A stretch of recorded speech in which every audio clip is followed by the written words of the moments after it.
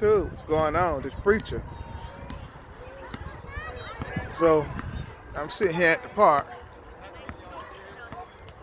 with my daughter, letting her run around, burn some of that energy off. But I was on my way home this weekend. Today's Saturday.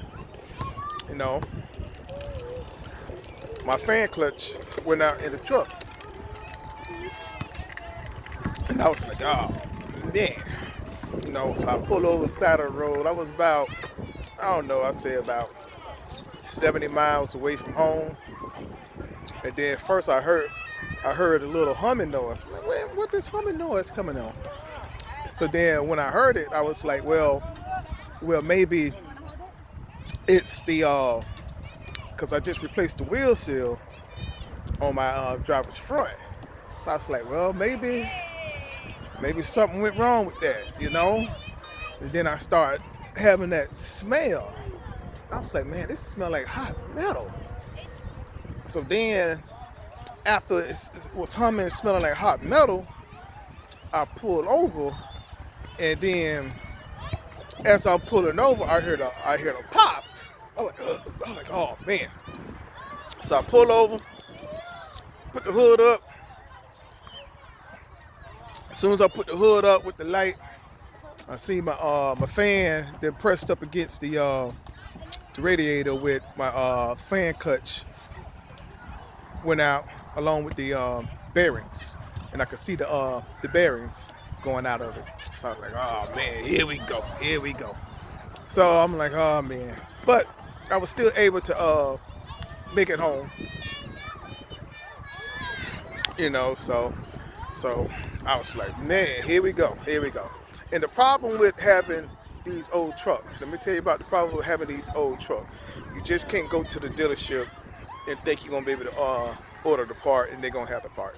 They don't have the part, they don't have it in stock. And with a dealership, if they don't have the part, they don't have it in stock, they act like they handicapped. Like, oh Lord, what do we do now? Daddy, I need to drink. You need to drink? Okay. Can you open it? Want me to open it? Let me open it. Here you go.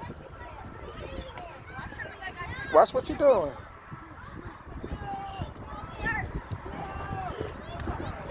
Okay. Go ahead, run. Burn that energy off. Yeah, run. Do a couple more laps. Do like 20 more laps. Yeah. So, of course they couldn't find a part. I'm like, man, if y'all can't find a part and they trying to sit here and wait on stuff, and it's obvious, and then, the dealership, you go to the dealership, they want to charge you like 2 hours for some diagnostic work. I said, why you want to charge me 2 hours of diagnostic work when you see it right here? You see the problem. I can tell you it's the fan clutch with the bearings. Oh, well, it may be the hub assembly mount too. It may be this, it may be that. I don't know. It give us some time. I said, man, I don't have no time. So I had to take it to my mechanic, right? I was like, well, I hope it just make it to my mechanic. So it did.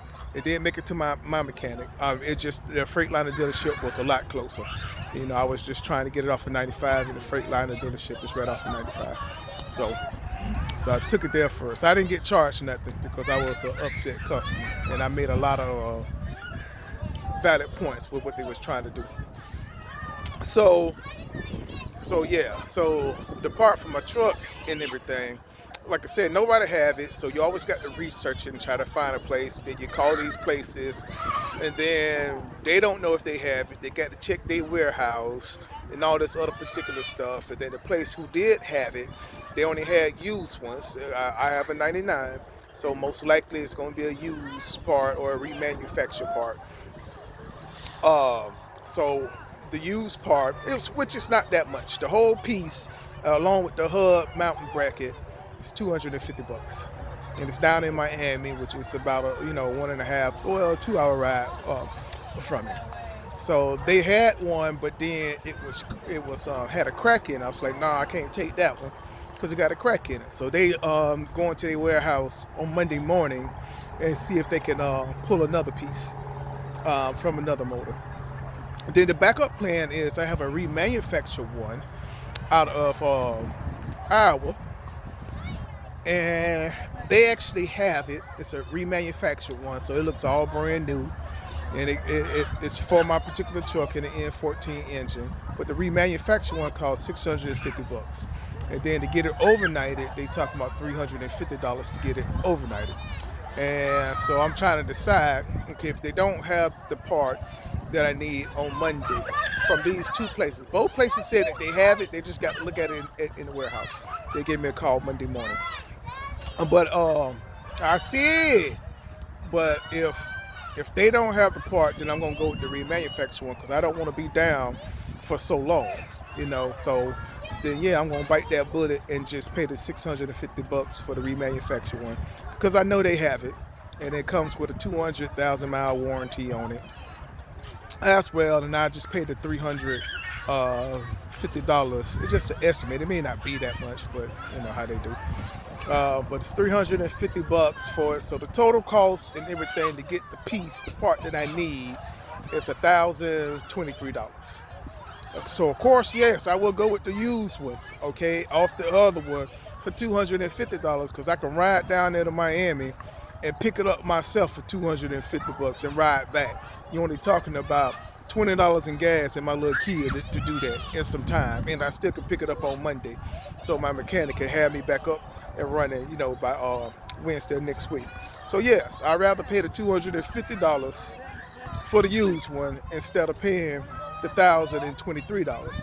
Now, I'm not finna sit here and wait and keep waiting because the more I wait, I lose money. So if I can't get the part for them, on Monday, yes, I'm gonna call them Monday and have them overnight the piece, which probably won't be here until Wednesday, so I can get going and get on the road because I lose money. And for me to pay $1,023, that's why you save money. That's why you got to have the maintenance account, okay? That's why you have to do it. Sometimes you got to bite the bullet with that, because if I keep losing and waiting, say if I wait a whole week, that's another 53 of my contractor freight that I got. That's $5,300 that I don't make, and I don't make money that week. Now I haven't paid off truck. I don't have no bills. No, I have to pay my deductions, which is like $400. But I still have a load. If I'm able to deliver that load, I still have that load, which is $1,825. But it's my contracted freight, and because it's my contracted freight and everything, they cool with everything, with me holding on to the product that I have. Okay, but if I don't have to pay that $1,023, I'd rather not. I'd rather pay $250. And then my mechanic is charging me $200 to put it on. But I won't have him do some other stuff too. My coolant reservoir, he's gonna put on as well. And then I had to get new belts because I'm gonna show the picture at the end of this video of it. So, because when it came out, it popped the belt, and that belt popped another belt. So it popped my AC compressor belt. Then after it popped my AC compressor belt, it's my micro V belt that goes on it, and popped that belt too. So I have to replace two belts along with it. So everything take about 2 hours to do. Okay, it take about 2 hours to do. Now the mountain bracket may not be broke, but it looks like to me, it has some damage in the mountain bracket. So it may not be broke, but I'd rather just have a whole new assembly and don't worry about it, because it looks like it's kind of broke. It looks like he won't know until he actually get the piece out. Once he get the piece off and put do the rebuild on the old one and put it back together, that's the only time he really would know. But I'm like, you know what? I'm just going ahead and just get the whole bracket and everything like that, so I don't have that to worry about. So that's one thing that sucks. Yeah, but no matter what it is, it's still gonna be $200 in labor. So like I said, I'd rather pay the $250 and go down there, $30 to go down there and come back, plus the $250 for the part, plus the $200 to put it on. I'd rather do that, spend under $500 than to spend, $1,300. But if I got to spend the $1,300, I'm gonna spend the $1,300 because I got freight to move. You know what I'm saying? I got these contracts and I got freight to move. And trying to move this trying to move this in freight, the longer you sit, the less money you make. That's gonna mess me up. Which is fine. For the month of January, since it is over with, my business made 4,600 bucks profit for the month of January. Like I said, I pay myself $1,150. So if y'all want to do the math with that, you can do the math with that, okay? But my business made, 45 for the month of January. Now, the check that I get Friday, starting off the month of February with, well, that's going to replace the money I'm going to take spending fixing the truck. So whether it be the $1,300, like I said, it's $1,023 for me to get the part, $200 for my guy to do it. But I bought 2 belts too, for a total of like $28 like that for both belts, something like that.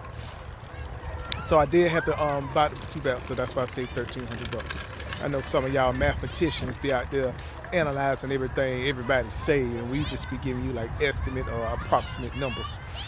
But that's how it is. But like I say, when you have an old truck, you got to expect that some of these old parts is going to wind up failing. But again, if that is what's happened, then yeah, I'm going to get out there and run to make that money back up. So even if I got to pay that $1,300, instead of selling it for my $5,300, working Monday through Friday basically, yeah, I pick up a Saturday load too. And by the time I pick up, 2 Saturday loads, or basically 1 Sunday load, really, my Sunday loads be paying me about $1,000. If I pick up 1 Sunday load, I'm always there. Then the following week, pick up like a Saturday load, and then I get the money back that I spent. I just lost time, time with the family. But at least I get that money back that I spent to fix the truck. So I'm trying to keep my average of about $4,100-$4,200 a month in business profit. So my business is making money. I'm trying to keep that. So that way I'm trying to end the year with this year, 2020. My plan is, my projected budget is about 200. It's about 220,000 in gross revenue, and in profit, I'm trying to profit about 50,000. I'm trying to profit that for the business out of that revenue and stuff like that. So that's what I'm trying to do this year. But it's my first breakdown of the year. Like I say, it's the owner-operator life. You got to expect some breakdowns. Whether you have a new truck or an old truck, used truck, you're going to have breakdowns and you're going to lose money. Because you're losing money when you have a new truck, because you still got to make that payment, right? You're not paying for the repairs, but you're still making that truck payment and that lost revenue as well. So everybody loses. It doesn't matter what type of truck you have, everybody will lose. Just how much money do you want to lose? For me to lose $1,300, that's all I lose is $1,300. See what I'm saying? And then, like I said, I'll make it up. I just got to run. I just can't have one of these cake weeks, work Monday through Friday. Because like I say, my contracted loads give me $5,300, and I'm done by 9:30 in the morning, Friday morning. So like I said, I still can pick up a load on Friday, make up the difference. Even if I just do regular Friday loads all month long, and still takes Saturday and Sunday off, that $500 all month long would give me $2,000. See what I'm saying? To make up that difference for what I had to spend on the truck to get a revenue. It just sucks that, the truck is going to be down for until basically Thursday, because the parts, Jada, be careful. The truck going to be down because my last part don't get into Wednesday. So I won't be back running until Thursday. So that means I have to work all week, basically. I'll be working Thursday, Friday, Saturday, Sunday to make up the money. Basically, it's what I do. So when I work on Thursday, I'll be working all the way to next Thursday. But by that time, I do that last load, I'll be an hour. So I would have to do a reset for us that weekend goes. You know, basically, I would have to do a reset to get that done. Then I can do that. But I have a broker that I use on Sunday to get me these $1,000 loads. And I just can do that, pick up $2,000 loads on Sundays. It'd be sucked because our church would be back up and running again, but I won't. But anyway, that's what's going on. New breakdown, my plan for the breakdown, and how I'm going to make that money back up from the breakdown as well. And those sales too, because I got to make that money up from the Monday, Tuesday, and Wednesday load. And that's $1,350 plus $1,825. So whatever that math is, I got to figure that math out so I can make those sales back, or the gross revenue back from what I'm going to lose for those 3 days. So I'm going to have to make that up this month. So February, I got to work hard to make that money back up. Can't do the 5 nights home with Saturdays and Sundays off this month because I got to make up the revenue and I got to make up the money that I spent back. So by the time I see how much I'm starting off February is after this repair in my budget, that's why I do a declining budget. Okay, if y'all don't know about a declining budget, that's why you do a declining budget. Okay, to see where you at and see where you need to make up that revenue from that you are missing. And just because I make that gross, I still got to get the revenue back from that gross. Okay, so that's how it is. That's what's going on. I'll talk to y'all later.